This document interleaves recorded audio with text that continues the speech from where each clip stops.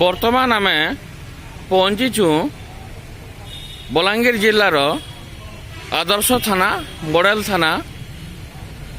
सरकार जनता अनेक लोकहितकर योजना तैयारी करिसंती।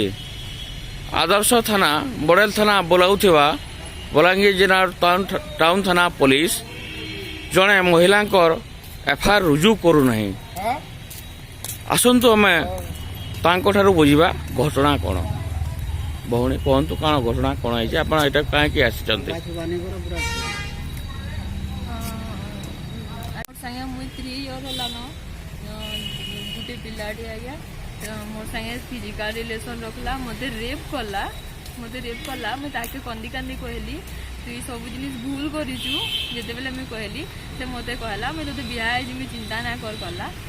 किछि दिन गला बाद मैं जानबार के पहले मैं प्रेग्नेंट अच्छे बोली मुझे ताके कहली मैं प्रेग्नेंट अच्छे केन्दा करमा कहली से मते कहला ठीक अच्छे जदि प्रेग्नेंट अच्छु मुझे जेहेतु भूल कर रेप करी प्रेग्नेंट जेहेतु अच्छु मुझे तो मैरेज करने कहला बोले मैं हाँ कहली मैरेज करने कहला मत बलांगीर इनके आनी कर आसला आम